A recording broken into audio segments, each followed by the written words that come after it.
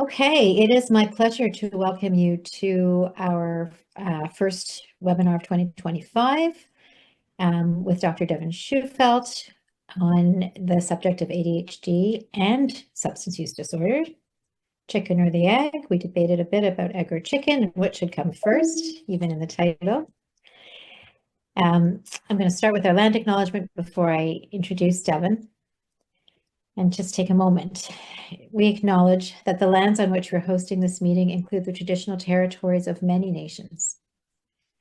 The work of Medify and our partners takes place on traditional territories of the Indigenous nations who have lived on these lands since time immemorial. Medify is located in Toronto on the ancestral homelands of the Huron-Wendat, the Anishinaabeg, the Mississaugas of the Credit, the Haudenosaunee, and the Attuenderons. This is Dish with One Spoon Treaty Territory. Medify is committed to reconciliation. We recognize that the many injustices experienced by the Indigenous peoples of what we now call Canada continue to affect their health and well-being. We respect and embrace the rich cultural and traditional practices of the ancestors. We invite our partners to reflect on the territories where they are situated and to join us in committing to gaining knowledge, forging a new culturally safe relationship, and contributing to reconciliation. So again, just before I introduce Devon and we get started, a reminder to please share comments and questions in the everyone part of the chat box. Every session, someone chooses hosts and panelists, which is fine if you want to talk to me and Lori, but it means that your message isn't getting to the rest of the participants. In the last 30 minutes of the session, if you want to ask your question directly rather than putting it into the chat, if you raise your hand, Lori can unmute you. But please feel free to put comments and questions in as we go. I always try to collect them and save them up for the end. There will be a session evaluation. As always, please complete that. That's really, really helpful for us. And a thank you to our webinar series committee members. I'll just remind you that our webinars continue on the third Wednesday of the month. And February, we'll be talking about wound care, March, gambling, gaming, and digital dependency. And the rest of the lineup is all coming up, but it hasn't, just the dates haven't been finalized. So it is my pleasure to introduce Dr. Devon Shewfelt, who has been a community-based family physician in London since 2016 and practiced rural emergency medicine from 2016 until 2024. He has been an adjunct professor in the Department of Family Medicine at Schulich since 2020 and the wellness lead with the postgraduate family medicine program since 2023. He has also been an executive member of the Middlesex London Primary Care Network since 2023. He completed the OMA Physician Leadership Program in 2023. You had a very busy 2023, Devon. Yeah. After personal and clinical exposures to ADHD, he's been diagnosing and treating patients with ADHD in his practice since 2018. This includes patients at various ages, pre-existing diagnoses, and includes patients with substance use disorder at various levels of recovery. He's the clinical lead for the ADHD in Adults project with the Center for Effective Practice. He hopes to translate his passion for knowledge translation to reduce barriers for physicians to diagnose and treat ADHD, both to improve their patients' lives, but especially as a source of joy for the physician themselves. Well, that sounds great to me. We could all use some joy in our practice. I heard you speak at one of the OCFP webinars. It was great. I think that's what led me to reach out. So I will let you take it away. Sounds good. Thanks so much, Dr. Wyman. I will do my little trick that has finally taught me how to share slides in a way that I still see my speaker notes. So that was probably one of my favorite discoveries of even that busy 2023. But thank you all so much for having me and for giving me some of your time and attention. Ironically, it was truly an honor to be asked by Dr. Wyman to be here. We started off with a few emails for me to just clarify, like, especially, most of the talks that I do are around wellness. And so I'm very soft skills kind of a guy, though I would argue mandatory skills for long-term well-being. But one of my favorite in that exchange was, hey, I'm not an expert in, and I think I cheekily said like treating ADHD and someone with methamphetamine addiction, and Dr. Wyman responded like, I don't think there is an expert in that category, and which was very helpful at helping me to feel like I'm a good fit for delivering this to you. But I admittedly do have ADHD myself. I do have a hard time with data and graphs and talks, and so admittedly, on purpose, there's not a ton of that. And with my kind of, again, my wellness speaking background, a lot of it is certainly going to include trying to talk more about ADHD and substance use disorder in an effort to kind of impact shifting our mindset to kind of increase our willingness to pursue treatment, both for the patient's side of things, but as well as for ourselves. But certainly my big priority is to make this like practical and actionable, so you can come away feeling like you have that the needle is moved for you. I wouldn't consider myself a substance use disorder expert, though I truly actively and enjoyably treat my own patients and follow them with substance use disorder. But certainly, at this stage, especially in the last year or two, I've been able to consider myself an ADHD expert, both through clinical experience and then lived experience. Yeah. So I'm going to be using Poll Everywhere for a few questions and a few slides. So if you do want to get like that ready on your phone or otherwise, you're welcome to. The name for the talk, in terms of this chicken or the egg piece, came from the conversation with Dr. Wyman, in terms of just letting her know and giving her a sense of what I wanted to talk about and go over. And I found myself continuing to use that metaphor of chicken or the egg, and in having a lot of conversations with others around substance use disorder and that interaction with ADHD. There's such a level of complexity to substance use disorder, and oftentimes that the uncertainty around where are these symptoms kind of coming from. And I've heard many suggest in these conversations that there was this like ADHD secondary to substance use disorder. And so my hope is that the chicken or the egg metaphor makes zero sense by the end of this talk, because you have this clear sense of ADHD and certainly, again, untreated ADHD, putting people at very high risk for substance use disorder and ultimately into your offices and clinics. And when we do start to look at people and symptoms through that, the filter of ADHD, really allows us to move forward for, again, certainly in my own clinical experience, in intervening in a way that substantially improves their quality of life, but certainly their opportunity at sobriety, which is obviously what we're all here for. In terms of my disclosures, I have received honoraria in speaking, honoraria from the Shewfelt Department of Family Medicine, the Middlesex London Primary Care Network, the Ontario Medical Association, the Ontario College of Family Physicians, the Thames Valley Family Health Team, and as Dr. Wyman mentioned, I'm the clinical lead for the Adults in ADHD Center for tool, being kind of revamped by the Center for Effective Practice. We'll talk about that a little bit at the end, and I do receive an honoraria for the speaking engagement today. In terms of our objectives, at the end of this presentation, participants will be able to describe the underlying pathophysiology and presentations of ADHD, especially as related to impulsivity, emotional dysregulation, and substance use, implement strategies for obtaining an ADHD-focused history, and consider strategies for offering pharmacotherapy and skills-based resources to treat ADHD. And then when I was thinking about kind of my objectives, we look at kind of our readiness to make a change or readiness to pursue change or in this case, treatment of ADHD along this huge spectrum. And certainly if you feel like you're someone on the left side of the screen in terms of not feeling like the strongest, the most knowledgeable, the most confident, and the task of kind of diagnosing an ADHD and treating ADHD feels so insurmountable, if you're along that end of the spectrum right now, my hope is that over the course of this talk, we're not going to take you all the way to the end of the spectrum, but certainly give you some tips and tricks and some knowledge to be able to feel more confident, feel more knowledgeable, and feel like the task is at your knees. Because the truth of doing a new thing is just reducing the friction as much as possible to try and make it doable. Because the first time that you diagnose and treat someone with ADHD, you build this, you see the results, and then you build this confidence and this willingness to continue to move forward with it.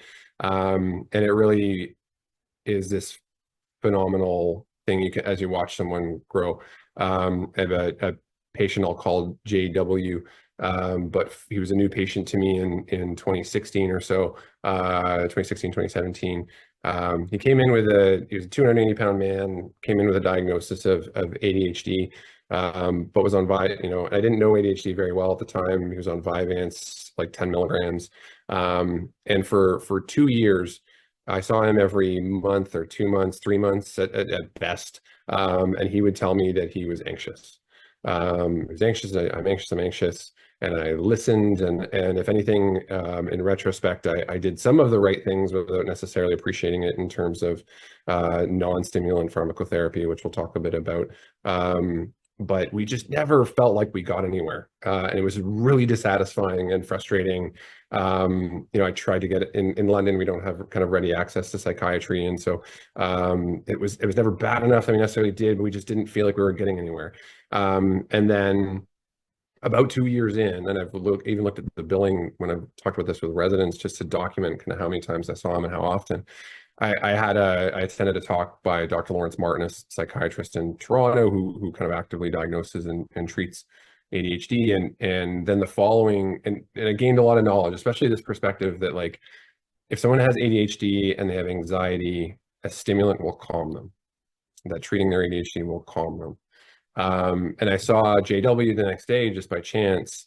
And I remember looking at his diagnosis at a CPP and looking at his medication and thinking, what have I been doing for 2 years? And I said, hey, well, why don't we optimize your ADHD medication? Let's optimize your Vyvanse and let's see where we go. And so the 4 weeks later, we'd done kind of 2 different doses to escalate his doses slowly. 4 weeks later, I walked into the office with a man making eye contact and like quickly in tears and wanted to hug it out with me over just how incredible he felt for the first time in a decade at that point, because it was just in his early 30s. He had already been married, but was expecting his first kid, and he finally felt capable that he could do it, that he could be a dad and be successful at it. And I saw him more in those first 2 years than I've seen him in like the 5 or 6 years since, because he just continues to do well and be successful. And the joy, and even I can just feel it in myself as I tell the story. I want that for everyone here, because it's a pretty fantastic feeling. So we're going to shift over to Pull Everywhere, as I mentioned. It's my full name, Devon Shewfelt 112, but for whatever reason, I'm just going to switch over to that screen.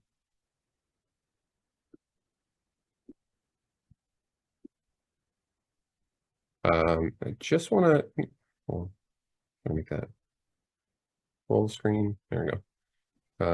Devon, do we need to see your, oh, there it is in the top, I was going to say, to be able to log into you for a second. But again, I just want to get a sense of like who is all here.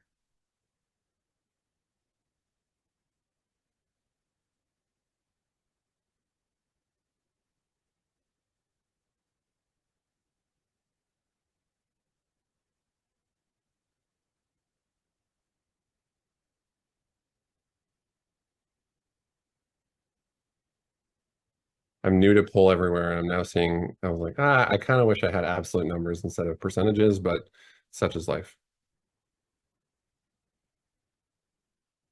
And I certainly gathered from the chat that we have a pretty broad, scope in terms of like types of providers, which is great. I'll shift over to the next question. Oh, there we go.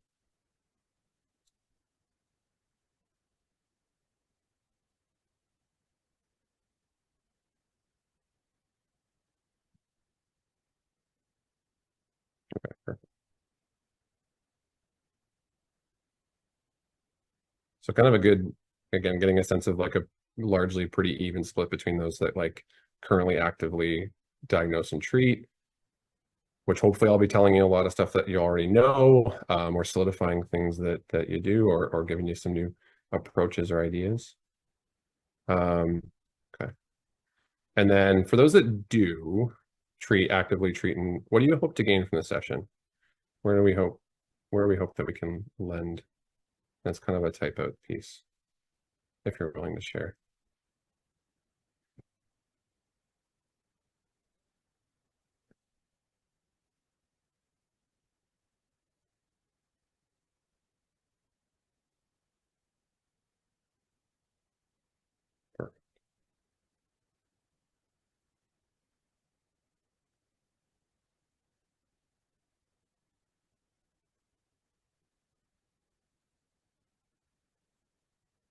Perfect.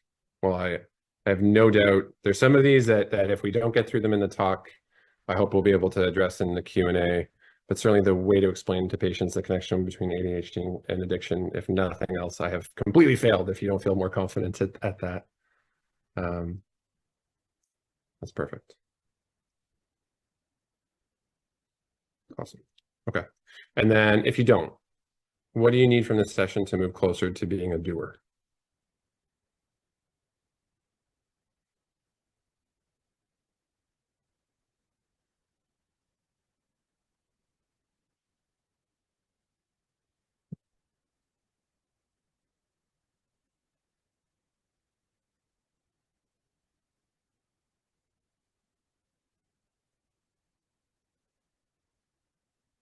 I would argue, yes, you can, but questionnaires are very helpful. And if anything, starting with getting to know the questionnaires can allow you to not then use them when you get to know them, how to use them really well, which we'll talk more about.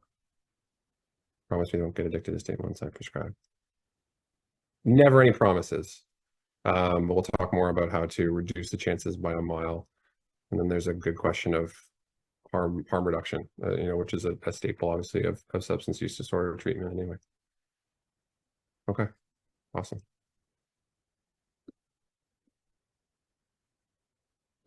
And then we'll head back to the slides. Oops. Thank you. Okay. So this is admittedly my first slide in the OCFP talk as well. I mean, this may speak to some of you, but not all, and I'm okay with that. Certainly in my world in primary care, I attend talks and the message is like, hey, assessment and management of X diagnosis can be done in primary care. And it just feels like I have to do everything. And that is tough to just kind of hear that at every talk. And so while that is certainly a part of the message here, I think, what we should do is to try and find topics that we find gratifying, rewarding, that are fun, and that fill your cup. And ADHD care for sure is that for me and for a lot of other providers I've had similar conversations with leading up to doing this talk. And I hope that again I can help make that true for many of you as well. Whenever I think a lot of the hesitation around treating ADHD, is sometimes out of the kind of the cognitive burden of learning a new thing, learning another thing, and then having and especially when it feels risky with regards to the medication at times, we tend to prefer to refer. And I think that certainly that path for JW for me in the first 2 years of just kind of chasing my tail and I didn't necessarily wait, but not quite knowing it as well made for a very long 2 years. And so we see this burden of waiting so often in clinical practice, which is, we have, in this case, for the sake of our talk today, you have a patient with substance use disorder, anxiety, and then you're wondering about ADHD, but we're really hesitant. So we do a referral to psychiatry, and certainly what experience in London is you get rejected a few times and maybe you get accepted, but you got 9, 12, 18 months of wait. They continue to struggle with their symptoms. You're seeing them frequently and getting those subtherapeutic results. Maybe, and then hopefully they get that, if they have it, they get that evaluation, they get their diagnosis, they get treatment, and they get discharged to your care anyway.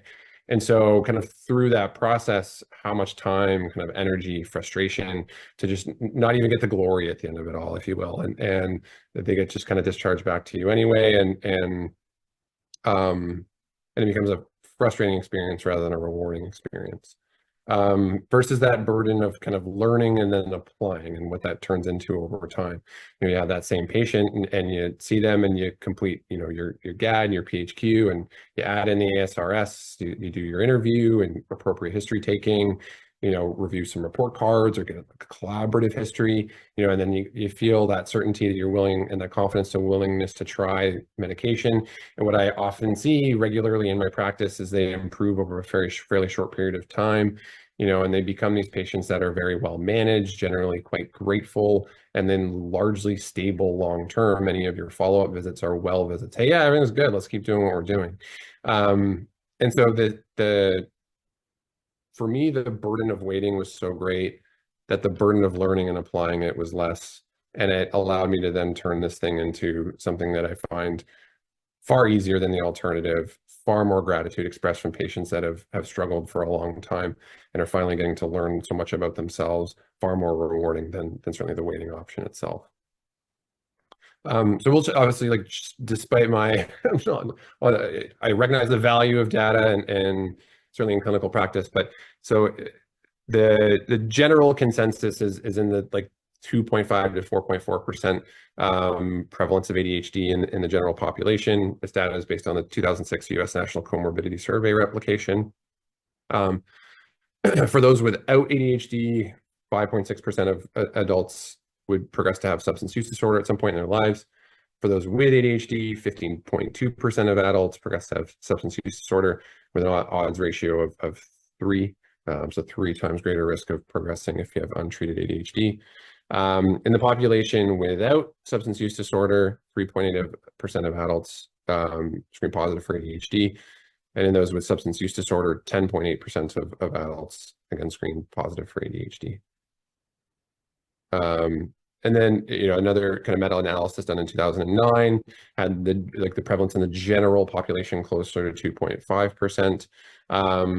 But, as well, in kind of a similar study, just kind of reviewing a lot of the long-term outcomes of those with ADHD. They also were speaking to conduct disorder at the time, shared so many of the outcomes that we see in patients with untreated ADHD. And all this in effort to paint a picture of the recipe with which that sets these folks up to end up, in your clinics. Greater risk of poor academic outcomes, like failure to complete high school, mental health and substance use disorders. For the sake of this talk, I included the substance pieces, but bipolar and other substance use and obviously generalized anxiety and depression had significantly high odds ratios as well. Criminality in terms of just arrest at 2.4 times more likely. Employment issues, which again, unemployment or difficulty retaining employment, and at 2.0. For me, the bottom line from so much of the existing research data that's out there, and we could kind of beat that horse for sure, is that untreated and undiagnosed ADHD is a drastic increased risk of poor outcomes across so many domains. ADHD is an executive function disorder, and so it makes so much sense that an executive function disorder is going to have such broad impacts in terms of patient outcomes, and for the sake of today, significant increase in likelihood of substance use disorder. If you're uncertain, I hope that you're now 100% certain that they are in your practice, that they are there. And even in my practice, where you might talk about bias, I looked at the math. I'm I have 1,350 patients, and I have 35 patients that are actively being treated for ADHD. My data actually agrees with the prevalence, despite kind of you might assume my confirmation bias based on my passion for the subject matter. But they are there, and as one of their greatest paths towards recovery, they can still very much get the diagnosis and get treatment despite their substance use disorder, and can be, again, such a strong piece in their recovery, which can be such a source of joy and satisfaction and kind of positive impact in your lives. Now, just briefly want to talk on the ADHD diagnostic criteria according to the DSM-5. But the basis being 5 or more symptoms of inattention and or hyperactivity, and impulsivity.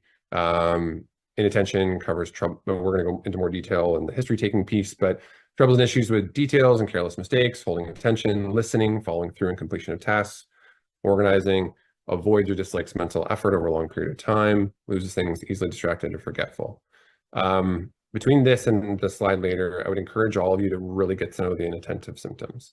These are the undiagnosed adults. We'll speak to, what kind of kids don't get diagnosed, but like the hyperactive kids are the ones that get diagnosed. The 8-year-old girl with inattentive type ADHD very often does not go diagnosed, and these are those adults that, we'll speak to that kind of load over our lifetime. But the inattentive pieces, I just really encourage you to focus on and get to know those symptoms really, really well, and how those might manifest in day-to-day life, which we'll certainly touch on. Hyperactivity, impulsivity, which we know more about and certainly are more familiar with in terms of that classic version of ADHD, but fidgety and squirms, leaves their seat, runs and climbs, unable to participate in quiet activities, on the go as if driven by a motor, talks excessively, blurts out answers, trouble with turn waiting, interrupts and intrudes on others, is kind of under the DSM-5 piece. Several are present before 12 years old.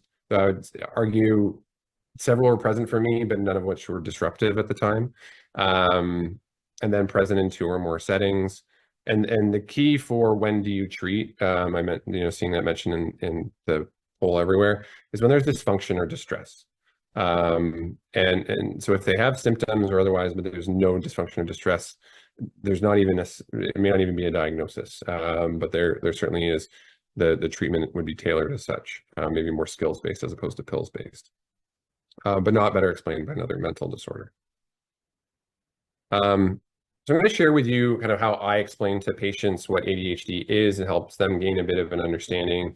How can I be 30 years old and getting diagnosed for the first time? I thought it was a kid's thing or otherwise. I'm sharing with this for you. If I'm telling you something you already know, great. But if this becomes a way that you can then help to conceptualize and explain to patients at their level, I think it really, really helps. When I started explaining this way, it helped make a lot more sense to a lot of patients, and can help to conceptually kind of guide treatment within reason. And so I think about this in kind of 2 parts. One is the gas tank. We all have kind of an inborn genetic level of norepinephrine and dopamine. That's kind of the basis of ADHD as we understand it right now. It's certainly necessary for the function of our prefrontal cortex, aka the adult portion of our brain. And we're all, again, like born with a certain level. You're 6'4", you're 5'4", you have X amount of norepinephrine, X amount of dopamine or otherwise. And that amount of gas in the tank dictates the amount of, in this case, like demand that this car can handle. And then where I think of demand as in cognitive and emotional demands of life.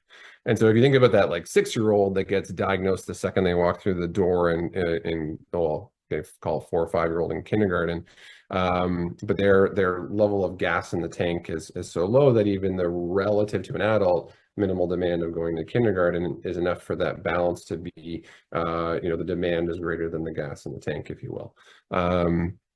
And so, and that's all well and good if you've got a decent, call it, supply of gas, if you will. It's one of the arguments I would make for why ADHD is getting diagnosed in greater numbers, or at least there's some argument around that as time goes on. And because I think as the world has evolved over the last several decades, the cognitive demand of distraction and demand on the world around us causes a greater number of people to kind of cross that threshold where the demand on the vehicle is out of proportion to the supply to the gas in the tank. And so when you think of like the demand on the car, metaphorically would be, hey, if all you ever did your whole life, you had 50% fullness, all you ever did was just drive around the city, if you lived with mom and dad your whole life and never had a job, or the demands are low, you may never get completely kind of symptomatic for it. But certainly as the demand evolves and as we get older, we know that the demand evolves, right? You start driving around the block and around your town, but then you start going to other cities, maybe you're racing, and so the demand on the vehicle goes up and up and up over time. From a cognitive demand standpoint, that may look like starting school, going to high school, going to university, starting a new job, maybe getting a promotion. Logistically, that's just maybe moving out of your parents' house. Now you're in your own place. You're having to manage a home. You're having to do your laundry and the dishes and pay bills and renew licenses and do all this kind of stuff. Maybe you have kids, you're in a relationship, and kind of managing all those different demands becomes incredibly challenging when you don't have enough gas in the tank. And from an emotional demand standpoint, I oftentimes with my patients refer to something called the life change stress test. I'm going to share the screen with you. And I learned about this conceptually like years ago. Just have to change. Sorry. Just have to get out of this poll everywhere thing. There we go.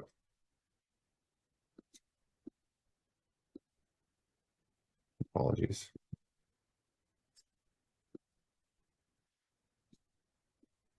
God love when technology works perfectly for us in these moments. That always feels great. But it's this life change index scale. So I always thought about it as like the 100-point scale of like stressful life events that can happen, 100 being death of a spouse. But there's good things and bad things on this scale. Getting married is high up, as well as death of a spouse or otherwise. But when you have increased number of demands on your life, you get fired from work, you have a change in your financial status, you change schools, you change in your work hours or work conditions, all these things that are a mortgage over 20 grand. I don't know any mortgage that's less than 20 grand unless it's been paying for a long time.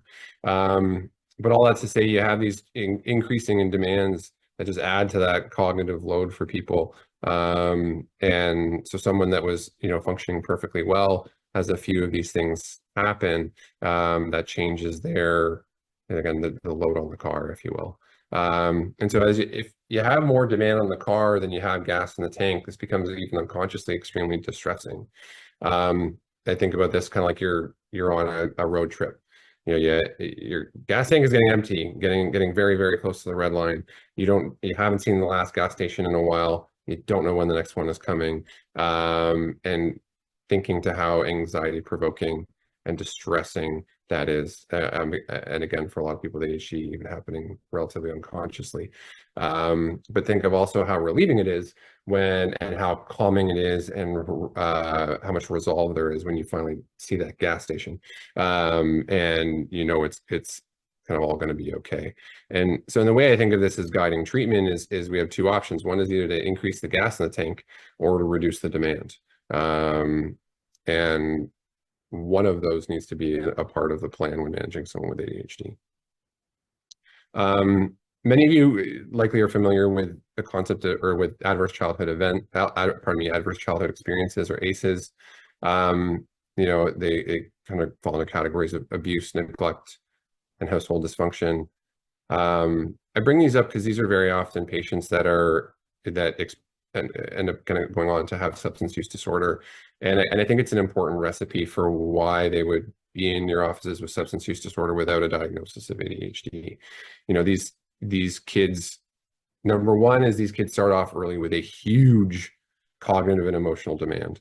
And I'm sure for all of us, I got bullied when I was in middle school, and every once in a while I end up reverting back to middle school me. Those things get touched and triggered or otherwise, and they live with these cognitive and emotional demands, both in childhood, but impact lifelong in terms of that early need to figure out even just how to safely navigate their own home. And they grow up so early having to do so. And secondly, that, based on the NIH data, like adults with any history of ACEs have a 4.3-fold increased likelihood of progressing to have substance use disorder. Female adults have a 5.9-fold higher likelihood of alcohol use disorder. That emotional neglect, sexual abuse, and physical abuse were the biggest individual predictors. That male adults have a 5.0-fold higher likelihood of developing illicit drug use disorder. For example, with stimulants such as cocaine or opioids, cannabinoids, and multiple drugs. But that physical abuse, parental divorce, and witness violence were the strongest kind of predictors of that. But kind of not only that, but which can easily be again, what gets them through the door in your clinics. But those kids with high in ACEs, what does that whole household look like when they're kids? They are not getting getting assessed and treated for ADHD as a kid. The likelihood is so low. And that even if somehow they did get an assessment, the likelihood of them getting treated and having that, again, that prefrontal cortex, that adult functioning as their true adult as they get older, is so unlikely. And so all the more that they're not going to be the ones that have that diagnosis. But as well, I would, make sure not to ignore neglect. I very often, I think to represent all the different kind of possibilities, but very often, certainly in my office, you see parents that are very hesitant to pursue diagnosis and treatment, largely just based on their own ego, and what that may mean for them. I have plenty of empathy for the hesitation by any means, but there's just this population where that's the case as well. And so these kids, as they are far more likely to progress to substance use disorder and far less likely to get a proper evaluation. And so what is the greater demand on the car as opposed to gas in the tank? What does that look like? And to get to know that inattention, that kid who's, disorganized and procrastinates, they are the lazy students. Their assignments were always late. They didn't necessarily even do their homework or otherwise. As an employee, they're the ones that lose jobs often. They don't get things done, or they're very late, kind of secondary to that procrastination piece. They're really unable to get kind of those boring or mundane tasks done. And so certainly around the house, dishes pile up, laundry goes undone. Again, health card gets expired. Their benefits go unclaimed. That's certainly one that's a barrier to me helping an individual get treatment right now.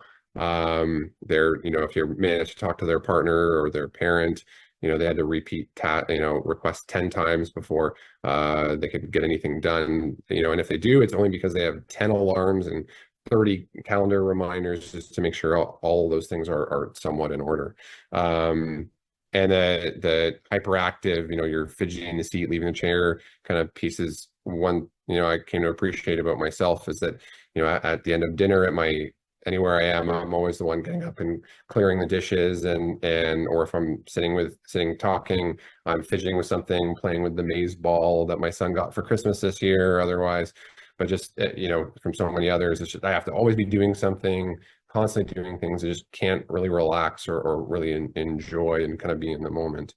And then when we acknowledge this as an executive function disorder, it's important to acknowledge that the basic idea that for folks with ADHD, their impulses and their emotions hit hard and they hit fast.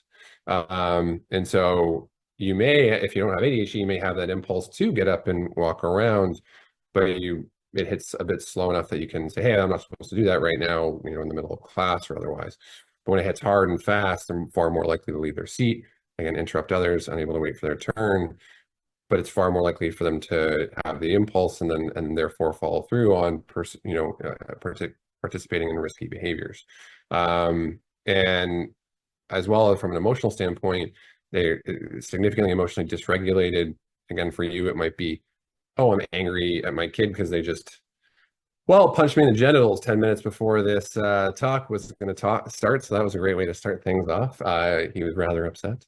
But folks that are very dysregulated are the angry parent. They're irritable. They're easily overwhelmed. They're quick to anger. They're anxious, report greater levels of anxiety, which can altogether can look very much like other disorders, which we'll talk about.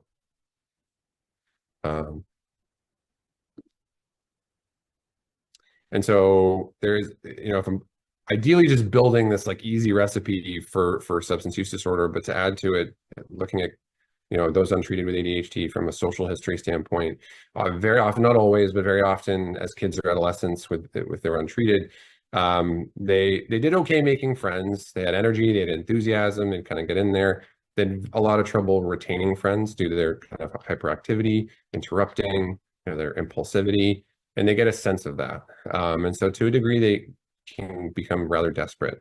And when you're desperate, you're far more willing to compromise yourself, your values, your boundaries to kind of retain those friendships.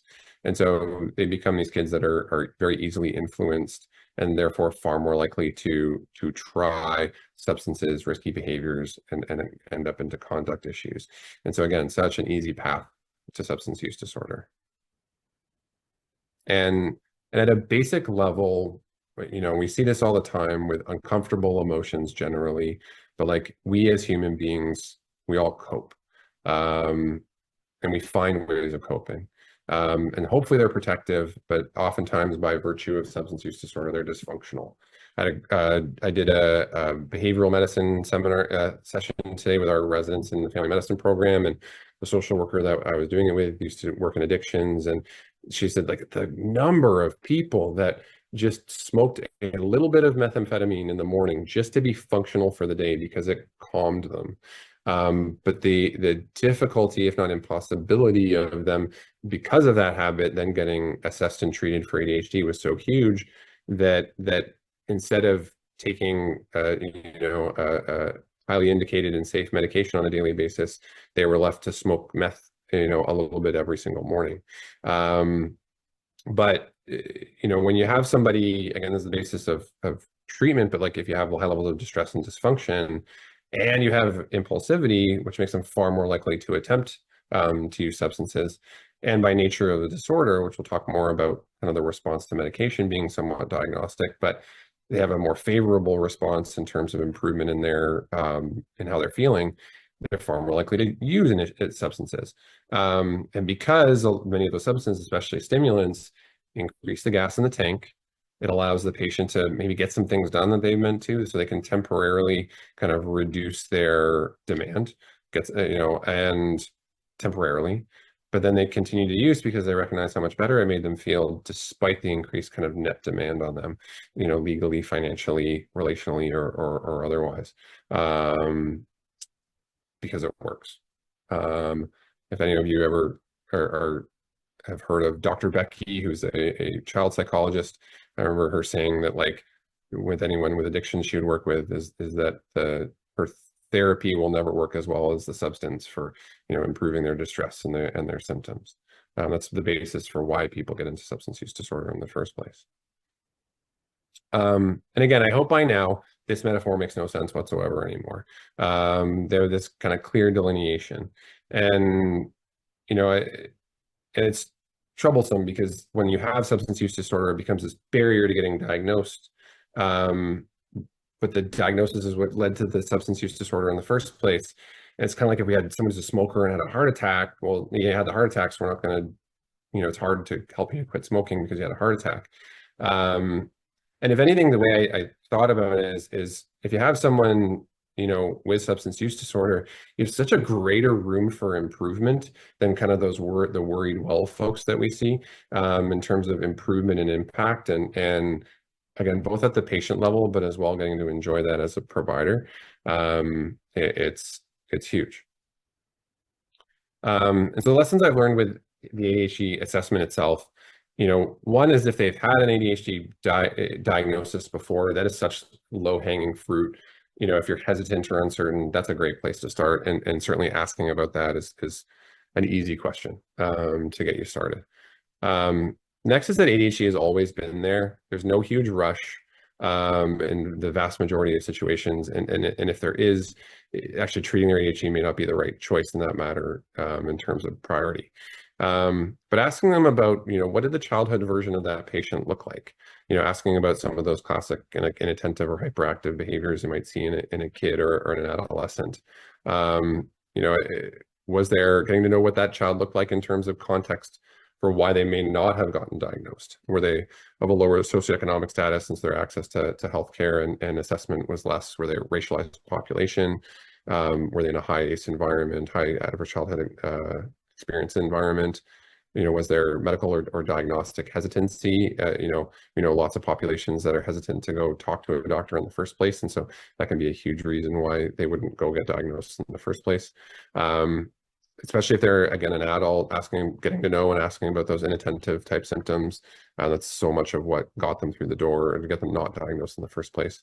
But from a history standpoint, very helpful is what were their experiences with change? Was there a change at some point that brought on that disproportionate balance for them, that increase in cognitive or emotional demand that they had trouble navigating? Again, starting high school, going to college, university, going to work, either maintaining work or getting promoted within an organization, just having a low ceiling.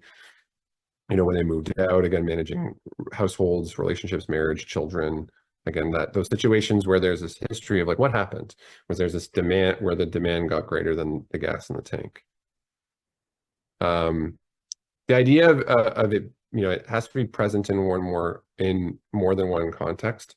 But again, from personal experience and certainly talking to patients through that lens, I've had lots of folks where they are managing very well at work because they kind of have to, or in a particular context. But I managed very, very well at work. I functioned very highly, or at least certainly by that standard at the time. But then I had no gas in the tank left, and that was where I was more irritable and had less ability to show up for my wife and my kids before I was being kind of treated more actively. And so again, they're doing well at work, but the laundry's piling up, the bedroom's a mess, the dishes in the sink and everything. They can't, they don't have attention left over to just enjoy a movie or a TV show or a book or otherwise, even those simple kind of pleasures. So one of in the poll was like more advanced questionnaires, and another mentioned not using questionnaires. I think for the most, honestly, there's wielding a tool and then there's wielding a tool really, really well. And I think learning to wield the ASRS really, really well is a great way of both initially kind of guiding you in terms of history taking. And then we all know, like, do you need to use the Centaur score for diagnosing strep throat anymore? No, you've done it 100 times and now you just know it really, really well. This becomes like a skill that you get to know really well with the ASRS. So the first 6 questions, if you're looking to screen patients, just using the first 6 questions are useful for that. But again, and if you're ever hesitant in terms of the way there's some copies you can get that aren't laid out in terms of dark or gray and white to guide the diagnosis or the interpretation of the questionnaire. So there are blank ones. But if you're ever hesitant in thinking that someone's just, manipulating the questionnaire, anyone who's filling it out is thinking, oh God, they're having like a number of examples run through their head. And so if you say, hey, when you were thinking of looking at question 1, like what was an example of what you were thinking about? The person with ADHD is like, you want 1 example or do you want 30 examples? Because I got lots for you. Or hey, when you were reading number 3, what came to mind? Can be really, really helpful. And pairing it with the GAD and the PHQ can be helpful for getting a sense of like the dysfunction and the distress. But it's really interesting, looking at it paired with the ASRS, because you get a real sense of how often of the crossover and how easily, the diagnosis can be missed, especially when you're thinking of fidgeting or squirming or difficulty with concentrating or thinking a lot about different things, where anxiety, or where this untreated ADHD can be masked easily as anxiety, depression, or otherwise. Family history. ADHD is highly heritable. There's very often, depending on the population for sure, but like there's very often a family history, parents, siblings, children, with the diagnosis, that the classic, like parents are going to get their kid and diagnosed or evaluated, and the dad's like, how can my son have ADHD? He's just like me, and I don't have ADHD. Do I have ADHD? And then they come to your office at times, certainly wondering about that. And so this is that low-hanging fruit opportunity. If they've got a strong family history and they are symptomatic, and they check all the boxes, such low-hanging fruit for trialing therapy if appropriate. And I want to encourage everybody to look at, when you see other diagnoses, go into it with lots of curiosity, not closure. It's very easy for people to pick up a label. It's very hard for them to get rid of a label. But very often impulsivity or emotional dysregulation or otherwise is easily misattributed to borderline personality disorder or bipolar. Again, easily enough, generalized anxiety disorder. You can easily find ADHD in these populations. And just for example, you have a female adolescent. She's having difficulty with school, with completing homework, with her social relationships.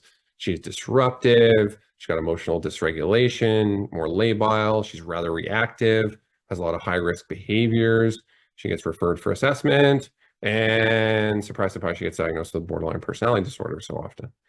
Or, that patient in their early 20s, they have a lot of mood swings, they're hyperactive, they kind of talk quickly, somewhat tangential, they're rather easily distracted, they've got insomnia because they just can't turn their thoughts off, and they're rather irritable, they get referred for assessment, and they get diagnosed with bipolar disorder. And not to say if you have a conversation with somebody and they have a clear indication that they had a manic episode, cool, okay. But it's so great to ask those questions because this can be this opportunity to make a difference. I had a patient, I'll call her JH, but I, again, followed with her for years. So often her mother and her daughter were both diagnosed with borderline personality disorder. They certainly sounded like they had borderline personality disorder. And so the patient herself was diagnosed with borderline personality disorder. She never gave me that vibe at all in our conversations over years. She had a long struggle with her mental health and certainly with emotional dysregulation. I saw her often. Over my time with her, she had 3 different psychiatry assessments, and her diagnoses and everything just did not change. But then on the third, there was what I noticed as I got but what changed over those 3 is me. I got better and more skilled at ADHD and more confident. By the third, it noted that she had a strong family history of diagnosed ADHD. Her 2 sons, both who we never talked about because we always talked about her borderline daughter, admittedly, but that they both were diagnosed and being treated with ADHD. And so, I looked at her through more of an ADHD lens. We did a review, ended up trialing medication. And for the first time in decades, she was like, I can actually think. I'm calm. And it allowed her to get out of a really toxic marriage. She got back to work. She's now living independently. She's attending therapy sessions regularly. She continues to have challenges for sure, but she's making so much more meaningful forward movement in her life because of the diagnosis and treatment. And when you look at this history of substances, again, just all the more activate that sense of curiosity. When you look at, their substance history, especially when they first started using substances, why? Like, why did they use the substances? The only reason you use them is because there's some degree of benefit to them in terms of escape or, again, self-medication or otherwise. And oftentimes, if someone has ADHD, their response to substances can be a little different than those around them. I call it the coffee test, but if you have ADHD, the person with ADHD, from a coffee standpoint, it's not for everybody, but oftentimes they're drinking many coffees because it does help them, and they could easily have a coffee at 10 o'clock and go to bed. And that was me for sure. And there was a patient of mine that I really, wondered about ADHD. She was kind of subtherapeutic and for anxiety management, and I really wondered, but she failed the coffee test. She couldn't have a coffee after 3 o'clock. And despite that, there was 1 point against, but despite many 4, we tried medication. Everything got worse. Her anxiety got worse. It was very clear that at that point she did not have ADHD. But again, I think it's kind of funny that she's one of the few, if anything, that failed the coffee test. But again, thinking of stimulants, like, again, nicotine at a very basic level, but certainly cocaine and methamphetamine.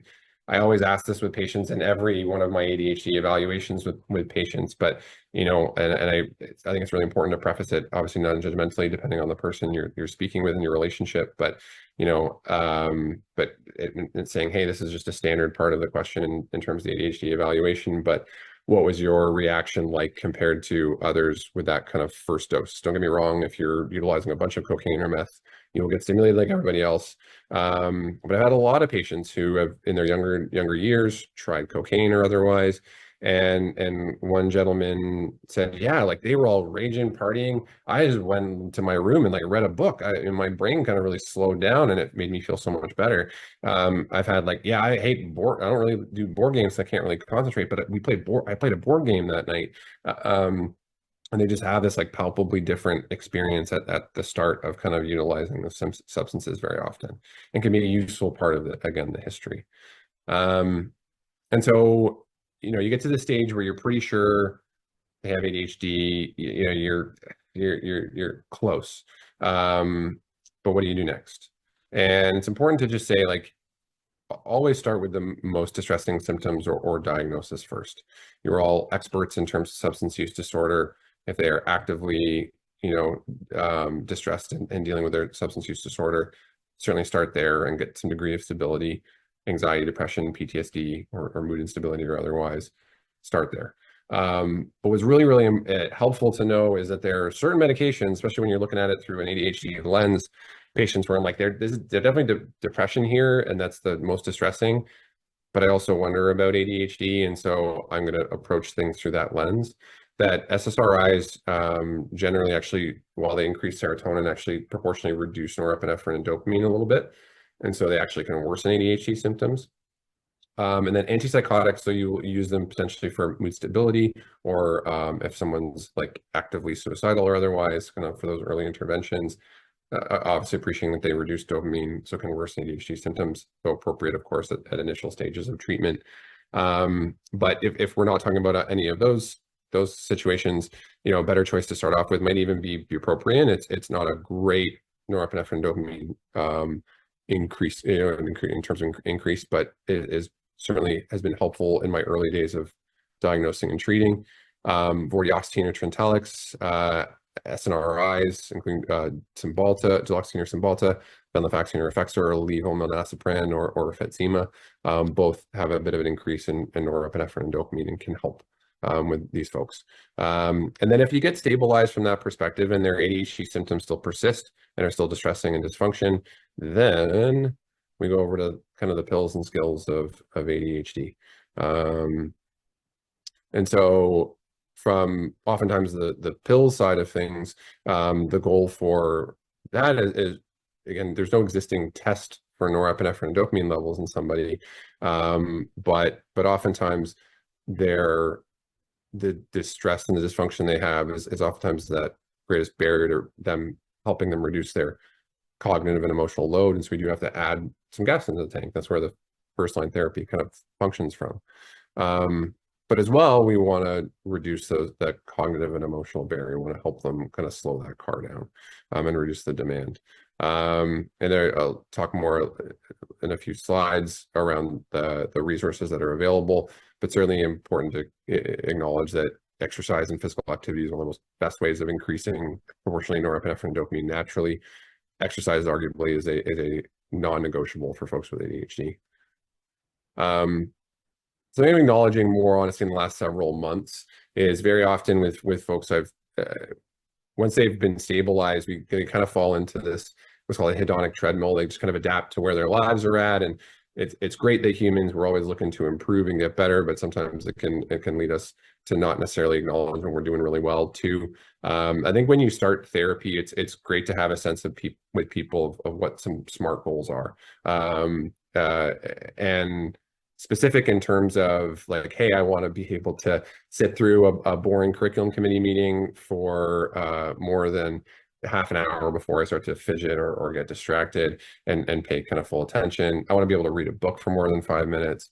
I want to be able to watch a TV show. I want to be able to regulate my emotions better. I want to be more calm. I don't want to, lose it with my kids. I want to show up for them. And maybe I only lose it once a week instead of 3 times a day, every day. But having these specific measurable goals, I think, is really, really helpful with folks, and helping them to come up with specific ideas for what does contentment, what does it look like when we have arrived at our treatment. Make sure it's attainable, as say, if you don't have to be a superhero and focus the entire, 75-minute period of French class in high school or anything like that. And certainly that relevance to them as opposed to, maybe us in terms of what's important to them is important. The time-based piece isn't so much, but you'll get there when you get there when it comes to the therapy. If you're not familiar, the Cadra medication table is a really, really useful reference tool. And I would encourage you to have a look at it if you're not familiar and become kind of familiar with it. And yeah, useful to have everywhere, and does a great job of reviewing each of the medications and their dosages, how you start, how you continue, and I won't dive deeply into that, so I think that's a great resource and should be looked at anyway. But understandably, a lot of providers have a lot of hesitation around stimulant use. I think sometimes, certainly in the community, there's this fear of like putting a stigma on a patient, making them sign a contract and do urine drug screening. And I'm a real, admittedly a bit of a wiener when it comes to doing that, and I'm making an active effort to do so. But certainly the big one is this fear of abuse or diversion, and we'll speak more to kind of the relative risk reductions that we've seen in the fairly high quality data that's out there.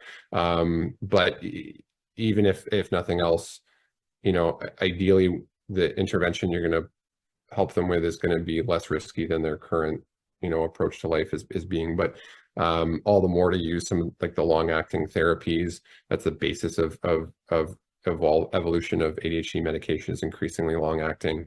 I will say like Foquest is really the only one I found that's reliably once a day in the morning. Some of them, some of the other meds people can get away with just once a day, but very often can be twice a day dosing for a lot. The immediate versus delayed release is something that's notable. It's in the CADRA chart. Admittedly, for that reason, I would tend to stay away from bifenthrin in the substance use disorder population. They get 40% upfront and 60% over the day. And I've certainly had patients where we were switching from bifenthrin to Foquest to get that longer duration of action, where actually their feedback was that they felt more stimulated, they felt more jacked up in the morning because of that kind of greater immediate release amount, as opposed to, and then they lack that effect for the full duration of the day. It's certainly another great option is atomoxetine. I'll admit I don't have a ton of experience with it. I'm comfortable with the first line therapies and stick with those much of the time. But it's certainly that non-stimulant therapy. It's also much easier to dose and it is less titrating to do with that. And so it's a great option and can be a good place to start if you're hesitant or need to just get your feet wet. Vyvanse is also useful at being that it's a prodrug, so regardless of how it's ingested, if it's snorted or otherwise, it's not going to change the effect that it has, which is helpful. And then kind of classically just dispensing in short intervals, if whether it be daily, weekly, or otherwise. And I think actually where treating the substance use, like the folks that are actively in treatments for substance use disorder, I actually see comparatively to a lot of folks in the community where you have this great opportunity because you have this population where signing contracts and doing urine drug screens and using short interval dispensing is actually just this norm that they're used to. And especially when you get them doing well, it's an easy substitution for about the other therapies they were on or otherwise, and can be really helpful if even if you start daily, if that's what makes the bar low enough that you're comfortable to hop over and give it a try. That's a great place to start. But there's lots of options for making this doable, is my point there, I guess. In terms of, there's a great study published in 2017, ADHD medication and substance related problems, which I think hopefully speaks to feeling more comfortable with the benefits of these therapies. But so they looked at commercial health claims. It was almost 3 million patients with ADHD. A little less than 50% were female patients. And it was neat, they did a within individual analysis. And so they looked at you when you're on therapy and off therapy for individuals. They weren't able to randomize or anything like that for duration times when they were treated versus untreated. And treated meant you were on stimulant medication or atomoxetine. And for male patients, they had a 35% reduction in substance-related events, emergency department visits or otherwise. And that actually was still 19% lower, even 2 years after the medication period. They kind of got to see what's them and what's ADHD. They got to see what a treated ADHD looks like, which is very revealing for a lot of people. For female patients, there was a 31% reduction in substance-related events, 14% lower 2 years after. And what was interesting is they used SSRIs as actually a negative control. And in this ADHD population, using SSRIs actually increased short-term substance-related events and really provided no protection or reductions in either short-term or long-term. And so if we're using SSRIs thinking we're helping, especially again, specifically those with ADHD, we're actually kind of doing a disservice, relatively speaking. But utilizing substances, the point being reduced substance-related events did not increase. And it even then was obviously substantially reduced compared to neutral. And another kind of paper published in 2014, stimulant ADHD medication and risk for substance use. It was national registry data, almost 40,000 patients with ADHD in Sweden, and showed kind of reduction in substance-related deaths, crime, or hospital visits over 3 years, and that treating ADHD had a 31% lower rates of substance-related incidents, and the longer you treated, the lower the rates of the incidents were over time. And so kind of again, staying on the therapy being important. And so my hope through this and certainly what's to come is that we're moving closer and closer towards that willingness to give this a try. And so who's going to be your patients here? Who's going to be that first patient that you're going to give it a shot for if you're someone that doesn't actively treat, or if you do treat and you're still kind of really hesitant, how can we kind of optimize a little further? But again, one is established diagnosis. They already have it. And either they're not treated or they're on treatment and they're being undertreated because they're still actively symptomatic.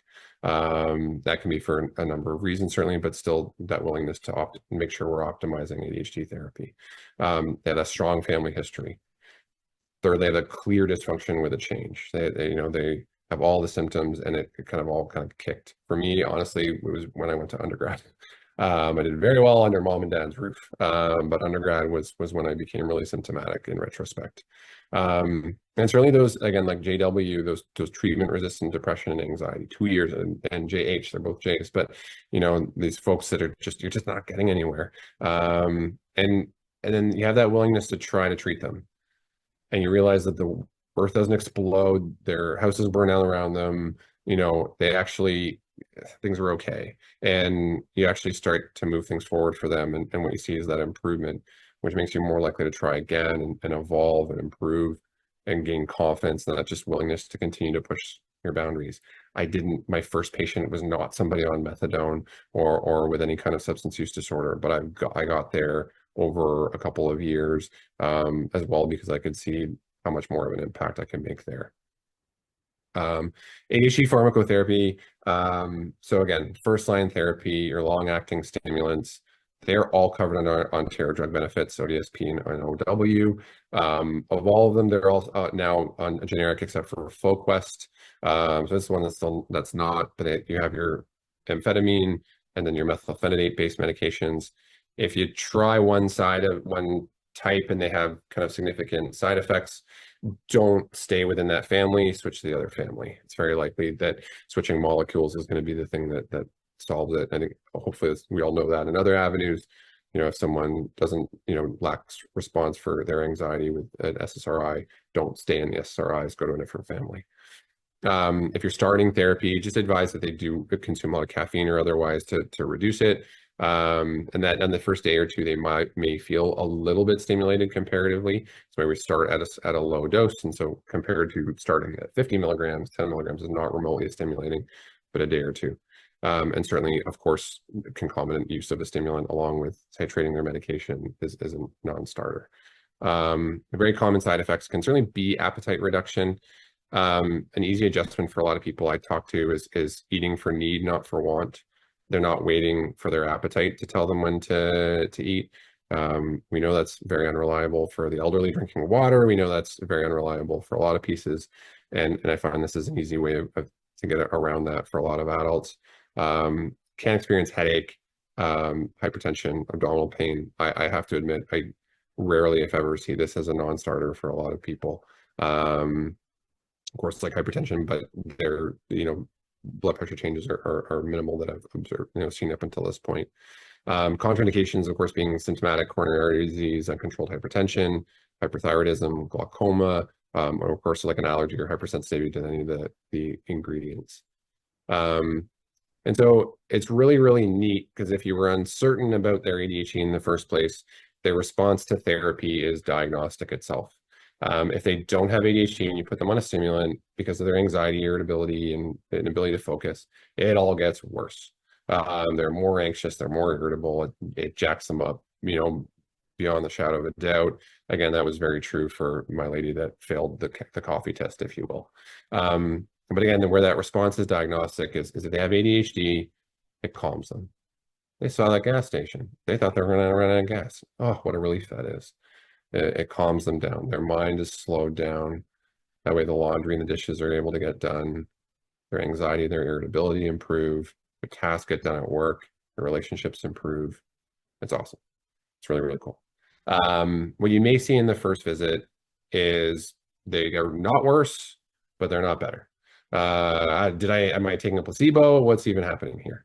And I would make sure you're interpreting that as that they're just subtherapeutic.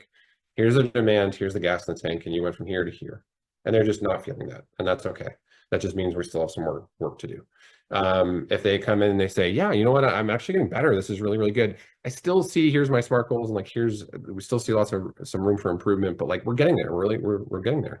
Then I would consider those folks as like near therapeutic. We're almost there. We'll talk more about kind of how I would differentiate that in terms of management. Or they're content. They're functioning. Their SMART goals are met. Those folks are therapeutic. We're there. This kind of explain the two ways we find out what dose is the right dose for you. You tell me you're content, things are going well. Again, we're meeting our SMART goals, if you will. Or on the next dose up, let's say you go from 55 milligrams to 70 milligrams of something, and 70 milligrams feels stimulating. It feels like they had a few cups of coffee. They feel a bit jacked up.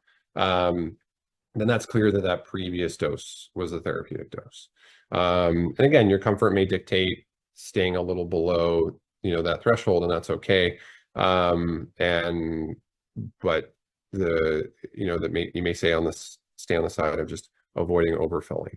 But if there's still distress and there's still dysfunction, as opposed to just like vague uncertainty, I would still encourage you to continue to titrate. And so what that looks like is your initial dose for 2 weeks, your Vyvanse at 10 or 20 milligrams, your full quest at 25 milligrams, and especially when you're first starting, and especially if you have folks that are high risk with substance use disorder, I think starting with the initial dose and following up in 2 weeks is a great idea.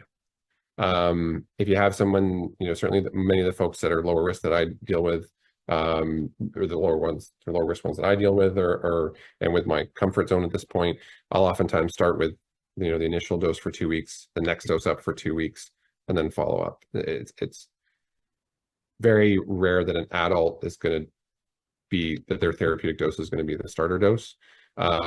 Exceedingly rare if I haven't really seen it.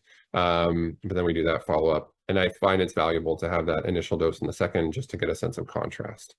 And if you find that they're subtherapeutic, hey, well, they're just taking a placebo, then you just keep going. You continue that Q2 week titration. You might try the next two escalated doses over the next 4 weeks, versus like, hey, we're almost there. Then oftentimes what I'll do is take the next dose up, but I'll stay on that dose for 4 weeks before I follow up for the next one until they are therapeutic, aka we've arrived at those kind of SMART goals that we set out at the start of figuring out our game plan. In terms of follow up, certainly frequency is at your discretion, is at your comfort zone, and encouraging the patient themselves ideally to manage their to monitor their blood pressure and body weight at home, and in terms of that home blood pressure monitoring. But of course, doing those in office can be certainly appropriate to follow things along. And at some point, in the first several months, years down the road, they may come and say, "Doc, it's not working, and my meds aren't working anymore." One is important, again, that acknowledgement that many of the ADHD meds, except for FoQuest, are BID dosing. And so when you say it's not working there, my patients of mine, do you mean it's not working, period? Or do you mean it's working well in the morning and it's just wearing off in the afternoon? And if it's working well in the morning and it's just wearing off, then it's wearing off. And so what I encourage you, don't divide the morning dose. That's going to mean that you're subtherapeutic twice, but keep the morning dose, and then adding in a small afternoon dose and titrating that can be an appropriate choice if you're on something that's not FoQuest, admittedly. Another certainly that I'm seeing more recently was the switch to generic of several of the brand names. Is if it's a switch to a generic, then you retitrate. It's basically a new medication. Or say, hey, has anything changed recently? Have you gotten a promotion? Is something happening with your relationship? Is there an increase in that cognitive or emotional demand, at which point we're retitrating. Again, I don't use a ton of atomoxetine. It is considered an SNRI and certainly second line for ADHD. Can be certainly appropriate and a very good kind of entry medication for providers that are more comfortable staying away from the stimulants, and those with substance use disorder can be more indicated in those with tics, or certainly that have any intolerances to first line. Can be daily or BID dosing, and the side effects generally are similar to first line, though it does have a black box warning for suicidal ideation and behavior, similar to the SSRIs and whatnot. So just monitor those folks closely if they're at high risk for suicidality. And we won't dive into it today, but certainly getting to know more if you have a lot of folks with a lot of emotional dysregulation, guanfacine if they have benefits, or clonidine if they don't, or alpha adrenergic agonists can be adjuncts in medication, especially at bedtime, can be helpful in those situations. ADHD skills, good old-fashioned like CBT, lots of good, actually some good data out there in terms of DBT being helpful with emotional dysregulation in patients with ADHD. I always forward folks, especially if they don't want benefits, there's an Ontario.ca website that has OHIP covered access to cognitive behavioral therapy. If they have benefits, psychologytoday.com is a great search engine to find a provider. CADAC and SHAD are some great organizations with great tools for patients. TotallyADD.com is good videos are produced by a physician. But actually one of the more popular ones amongst my patients that I've recommended and gotten very positive feedback is How to ADHD. It's a very practical kind of YouTube series. There are a lot of great ways of kind of helping guide our patients to obtain some of those ADHD skills. But even at your, and I think depends on your role in their treatment for sure. But, even just in easy kind of day-to-day advice, it's important to acknowledge that, again, folks with ADHD are not great at like processing things and remembering things inside, that they need that outside kind of visual stimulus, that kind of that created routine or structure, even if it's not natural based on employment or otherwise. Certainly advising reducing screen time. Having to-do lists as opposed to a to-do list, having a written to-do list is very helpful for people to keep organized and have a sense of the things that they need to do. If they do have tasks and they have that kind of task paralysis is a big piece. The simple advice of breaking one big task down into its subsets is really helpful for just getting people started in those tasks that they're more hesitant around. Using physical calendars, I have a calendar on my phone. If anything, what would happen is I would look at the calendar for things to stay organized, but then I would end up on social media or otherwise. One of the best things that we did for the sake of my marriage, if anything, was putting a calendar on the fridge, and was really helpful for me to be able to stay kind of organized. I actually find the fidget items and devices are really helpful if that's a really big part of people's kind of again, the fidgetiness and the restlessness. Some great tools for providers. Cadre actually has fairly recently released an ADHD and substance use course. I think it's an 8-hour course. I was inspired that maybe I could finish it before doing this, but that lo and behold wasn't the case, but can be very helpful for kind of moving our knowledge forward. The Center for Effective Practice, again, they're revamping their ADHD clinical tool. And they also provide free academic detailing done by a pharmacist. We're relaunching that come, I think, May or June. We did the OCFP webinar from back in the fall that if you're interested in having a look at that. There are also, an abundance for those, especially those that have any kind of access to coverage, for those private organizations for kind of education and diagnostic evaluations, is certainly region specific. But overall, we're at our towards the end here. I hope you feel like we have completed our objectives for today, and we covered a lot of different things. And certainly my nature as a family doctor to cover a lot of different stuff. But thank you again so much for your time and your attention. And I kind of timed it out as an hour, but we got started kind of quarter after, and but hopefully we'll still have time to do some questions and answers. And again, thank you all very much.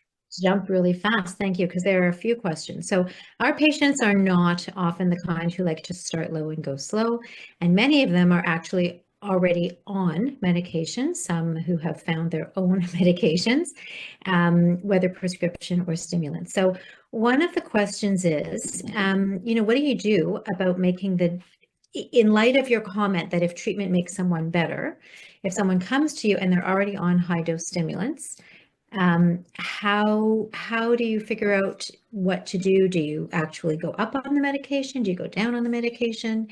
And then I'm just going to add in, I'd love to know a little bit more about what you think around true maximum doses, because we have people who, again, tend to use things in big ways, not small ways.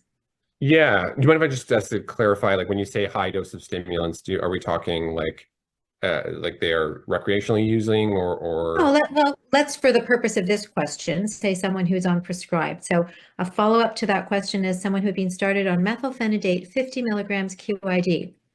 They felt great. Sure. What about, 70 of Vyvanse, or, let's put the crystal meth aside for the moment. Sure. No, that sounds fair. I think an easy kind of low-hanging fruit in that scenario is if you have short-acting QID. For me, it's a no-brainer switch to the long-acting therapies. The tack from a practical standpoint for doing that, I admit, again, for a lot of my patients, I'm the one diagnosing and treating, and so I'm not necessarily, they're never going to start on that kind of a regimen, and so that kind of undoing can certainly be challenging. But I certainly feel like it's really, really important to get a sense of where they are at, what their hopes and wants are. That's not the type of therapy that I'm gonna, whoever is the provider of that or the prescriber for that, that's not the type of care that I'm going to engage in. But if we're thinking about adjusting medication or otherwise, that would be, I mean, that's a great question, and admittedly beyond my expertise to a certain point, but the no-brainer in terms of practically is just that switch to the longer acting stimulants. Mm-hmm. And what do you think about, higher doses that are higher than recommended in terms of sort of incremental benefit and risks? Yeah, I mean, I think it depends on, so I have patients that were on actively smoking crystal meth that are currently doing very well on 70 milligrams of Vyvanse. And so there's a lot around medication therapies that are just genetic related and that we don't really tend to understand. I think we all have I think for me, the 90+% of your patients are going to do very well on maximum and less, like Foquest 100, Vyvanse 100, and less than that. And I think I know, for example, like Dr. Martin, like Lawrence Martin, who I mentioned earlier, he was telling me a story of a patient who's on crystal meth, and she's on 225 milligrams of Vyvanse a day. But she has a job, she has her kids, she's doing really, really well, with that. And so I think it's kind of helpful to have a sense, and again, initially, of what those goals are, like what does a future where we've arrived at treatment look like. And certainly when you're getting to that top end in terms of monograph therapies, I'd be hesitant, but that's where I would pull things back very closely and say we're going to closely monitor blood pressure,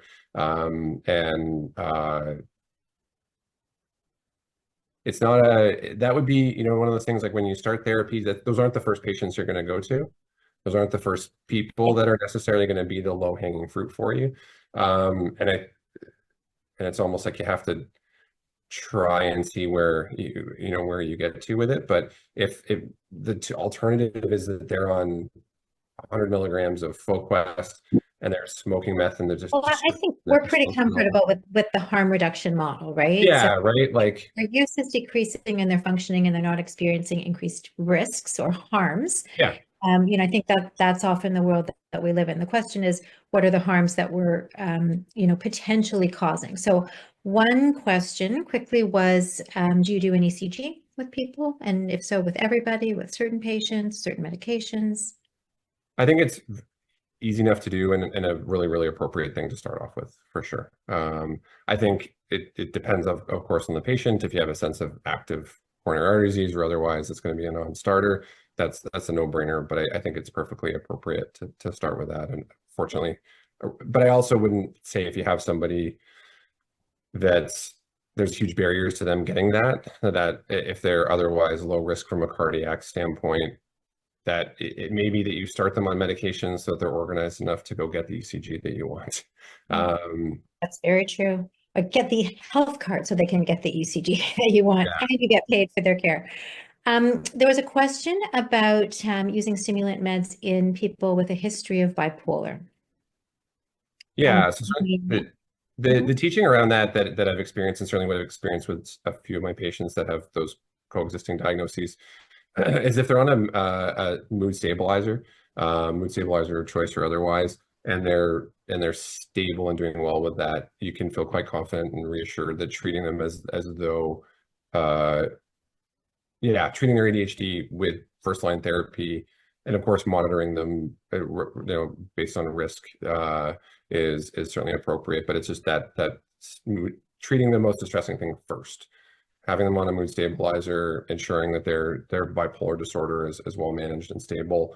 And if they still have those existing symptoms of ADHD that are distressing and dysfunctioning, then you can feel confident that as long as they're kind of on that stabilizer, you can move forward. Right. And obviously much, higher level of worry about someone who had a history of psychosis or is unstable. Certainly, yeah. More stable bipolar. Someone said you've mentioned Foquest several times as a preference over other long-acting stimulants. Could you expand, please? Yeah. So I have no association with pharma, nothing like at all. It's the medication I'm currently on. It works really, really well. For me, I know. It's really just that duration of therapy or duration of action. And I think a lot of the hesitation I'll get from patients is they think of, oh, I'm on a stimulant and therefore I'm going to have insomnia. And they think of the sleep impact as a negative thing. But if you think about, again, like the impact of ADHD medication on someone with ADHD is that it's calming. And what do you need to go to sleep? Is you need to be calm. And so very often what I'll find with patients that are on other medications is that in the evening, if anything, it's wearing off, and their greatest barrier to sleep is actually just that they're back to square one. They're back to kind of pre-ADHD in terms of just that speed of thought and volume of thought that they can experience. And if anything, the greater irritation of that for them is the contrast. They know what calm and they know what well-treated ADHD looks like and feels like. And so then in the evening, their insomnia is, if anything, more secondary to their wearing off of the medication. And so I also appreciated like the 20% up front. I find for a lot of people, they don't have that kind of stimulation in the morning and crash. It's a much smoother ride generally. I do have my go-to on kind of the methylphenidate side of things would have been Vyvanse for sure, but very often I'm finding those patients coming back saying it's just not working, it's not working, it's not working. And then on, again, that further history taking, it's working in the morning, it just wears off. And I have very often people that are just kind of tolerating return of their symptoms in the evening, and that's just kind of okay. And everyone's allowed to choose the road that they want, but it's just kind of not where I'm starting a lot of the time these days. Anyway, it's certainly evolved over the years as the evolution of therapies have been, but yeah, it's just that true like long acting. You know it's going to be there as well when they're putting their kids to bed at night, when they're doing the laundry, when they're interacting with their partner. It's I have more security and confidence that impact is going to be there. That's a great explanation. Thank you. I'm seeing that it's 8:30. I know there are a couple more questions, and we've kept you for a long time, so I don't want to impose on you. I'm here. Stay for 5 minutes? Okay, that's great. So I love this stuff. I love this subject matter. Okay, we can see your passion. So I'm going to thank everyone who is jumping off for joining us. And please keep your eye out for conference information, webinar information, the Katie hepatitis C webinar that's coming up. And if you'd like to stay on, that would be fantastic. Thank you, Devon, for a few more minutes. So there are a couple of questions about stimulant use, but actually before those, I want to go to an earlier question because I find this really relevant to a couple of patients I can think of. Differentiating ADHD symptoms of inattention, emotional dysregulation, or executive dysfunction and restlessness from other things like trauma, especially in people who have, lots of ACEs or a trauma history. And for me, I'm thinking about this particularly in someone who's been struggling with substance use. And she said, I wonder, like I just, I find myself so distracted. I'm doing 12 things at a time, but really does not endorse childhood symptoms. And impulsivity, but not hyperactivity, not really inattention, no academic struggles. Yes, girl, so maybe sort of gauge differently. And I really wonder what other factors can be going on in terms of brain function, executive function, effects of substance use, and what are the potential downsides of saying, well, let's try a medication, right? Especially in people for whom a substance of some kind has been the way to manage lots of things over time. No, it's a fair and kind of multi-layered, question, right? And one is just to say like the hyperactivity doesn't have to be there. And I think we have this vision again of like the ADHD being the kid that bounces off the walls, and I think that does a service for those kids, but it if anything that does a disservice for the kids that lack that. And yeah, lots of I'm breaking down kind of different parts of the question, but a lot of it has to do with the transitional piece. Like for me is did they have significant difficulty with palpable change in demand, like where they had that shift. The other, I think I had a note for myself in the talk in terms of like one of the ways in which I like differentiate anxiety and from ADHD has to do because very often people will come to me with ADHD but they call it anxiety. And if you ask them, both of those patients would have, and I say anxiety, but that could like PTSD, and a lot of those could kind of fall into that similar category. But they'll both say like, I can't turn my brain off. I can't, I'm ruminating and I'm spinning. And for me, where I think about it is the nature of the thought more than anything else. If you have somebody with, anxiety, generalized anxiety or otherwise, again, I'll use that because it's the common ones that I see, their brain's going and they're thinking a lot, but like the nature of the thought is like 70 to 80% anxiety. It's not just like I have this task, but like, oh my God, I have this task and it's so scary. And what if it goes wrong? And what if I get judged? And it's so fear-based, anxiety-based. Whereas like really distinctly, and what was obvious to me for the JW case I mentioned at the start, he said anxiety, but in retrospect, what it was like he had speed of thought. His brain was just going a mile a minute, but the nature of the thought wasn't anxiety provoking. It wasn't fear-based. It wasn't worry. If there like the parts that were more like the 10 to 20% that was like, I can't get my brain under control. That's anxiety provoking. But otherwise, much of it was just, again, like speed of thought. And there's certainly like I get to at a certain point where if I have somebody that I have so many, even if they have these other suggestive symptoms and certainly a complicated history, but their level of dysfunction and distress is so high, you can certainly, it's reasonable to ask like, what's the disservice of starting therapy for those people? But also like, what's the disservice of not?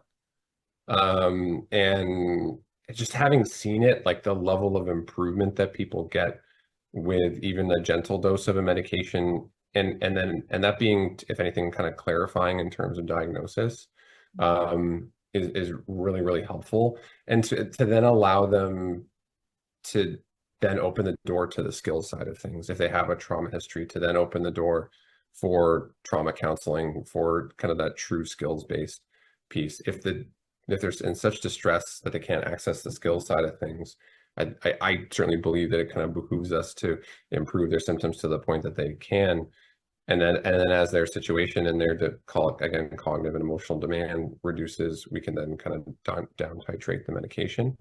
Is there a Um, time that you would deprescribe, if whether related to stimulant use or other factors? Yeah, I mean, certainly if we have a contract and it's being kind of broken or otherwise, I think there's consequences to action, and you certainly want to be consistent in that regard. But if it's a if the risks are now outweighing the benefits, if and I think it's if their cardiac status changes or again mental health status changes, if psychosis or otherwise, if they end up with a psychosis or otherwise, that may certainly change your approach. And speaking to kind of one of the questions in here, treating people with ADHD with active psychosis, I certainly tend to prefer their care be with their psychiatrist. And I think they should be with their psychiatrist for their psychosis anyway. And certainly any kind of stimulant-based therapy being really, really close contact with their psychiatrist. But if their demand changes in the future, like for me, I'm currently being treated. My wife is in teachers college. Her demand went up, therefore my demand went up. And so there's this future where when things calm down a bit, where my ratio is going to be a bit more favorable to reduce dose. Yeah. But I think it requires a bit of that contextual change. And depending on, again, their history, substance use disorder, trauma, or otherwise, likely a lot of work on the skills side of things. Yeah, I think there's a lot of great comments in the chat about sort of doing that risk benefit analysis. And I just would add, because it hasn't been stated explicitly, but some of our patients inject drugs. And so I think that's a hard line for many of us, maybe not all of us, but around prescribing if we don't know how they're actually taking those medications and have those concerns. Yeah. And I think you can use daily witness dosing of their medication. I think that's an easy way of helping with that, and not to then still bang the FoQuest drum, but like you might think if they have to then get to the pharmacy in the morning to get their witness dosage, and if their ADHD is a barrier to them actually doing that, then having something on board that has the greatest likelihood of still kind of being there the next morning, if you will, then that can be helpful. Even adding a small dose of clonidine at bedtime may be helpful for kind of improving their sleep and improving their function to allow them to get to the pharmacy in the morning to get their witness dose. But great point, and it echoes some of the comments about building trust. And you're right, if someone has something very concrete to look forward to and they can appreciate that reward, then that can be so beneficial. Last question, we're going to let you go. If you wanted to transition someone from Vyvanse to FoQuest, is there a cross taper or a direct? Do you always just stop and switch meds? And do you go back to a starting dose or halfway between, starting dose and where you think that they might end up? yeah, there's not a lot of like specific guidance. I would say that's like, oh, this person is on this dose and therefore this is going to be their correct dose of the other. I think it also, depends on why you're changing, but certainly my approach has probably been to reduce their dose by 50% and call it we're starting from scratch within reason. I think if you're on, 70 milligrams of Vyvanse, again, I'd say very few people would be therapeutic on 25 milligrams of FoQuest, for example, anyway. But I think, going down to 30, maybe starting at 35 or 25 instead is perfectly reasonable, and kind of working your way forward from there. It depends on your relationship with the patient, depends on that dynamic, but I think that 50% reduction is always going to be a reasonable choice to make. And that might get to a strategy for some of the earlier questions about what to do if people are self-medicating either with pharmaceutical or non-pharmaceutical stimulants. Doing a rotation to a different medication, kind of lower, and then being able to titrate them up a little bit and watching to see that the resolution or not resolution of symptoms. I think it just speaks to why. Like what's their why? Why are we using these additional pieces? And is there, or again, are we missing those symptoms? Are we over treating? And they're actually self-medicating because they're stimulated or otherwise. Again, less common, I would say probably, but are asking those questions rather than looking at that because we all self-medicate. Anyone who has a coffee in the morning to wake themselves up. That's what we're all doing. And we prescribe lots of opioids as opioid agonist therapy to people who are still using opioids. So that's not our threshold for stopping it, right? We continue to look at doses and adding sort of adjunct therapies. So yeah, that report, if it makes someone feel normal, I think is compelling. But then the question is also, what's normal just because someone has been doing it for so long that they don't feel normal without it, right? And that is part of what we see too. I think you see that you get to that crux of the SMART goals piece. Like again, what does their ideal future look like, and can help to get a sense of what their goals are. My head popped to a guy. I inherited him as a patient on methadone who takes like 2 milligrams of Ativan BID, and we're working on deprescribing his Ativan, but he has severe anxiety. And again, I've done like the dance through so many of the classic anxiety medications, and kind of finally decided, I'm like, okay, let's just go down the ADHD path. I know it well. Let's see where we get to. And he's almost off of his Ativan, and he's calm and doing so much better. And it's hard. It's just hard to just have these stories, have these experiences, and not just, see that potential in a lot of people. If we're feeling that it takes some courage for sure. It takes some bravery. I'm not saying I am, but like when you're not comfortable yet, to give it a shot for sure. And you just do it in a safe and controlled manner that makes the most sense for you, and then continue to do that in a safe and controlled manner as your boundaries change over time, or your the edge of your comfort zone changes over time. Yeah, that's great. Lots of great points to think about. Thank you, everybody who stuck around. This was so great. Obviously, a very compelling talk. I can think of so many people that I'm, sort of keen to sort of go reassess. And someone, as you talked about, SMART goals, whose goal is to go to Japan with his partner without having to take crystal meth with him because he would end up in jail. And so, how we're titrating his meds to get him down and off his crystal meth, with the hope that he'll choose to continue that path when he gets back. So that's awesome. That's cool. Please let me know how that goes. I can't tell you my curiosity. Amazing. Lots of people are very grateful for sharing your clinical experience. Thank you, especially, and also for sharing your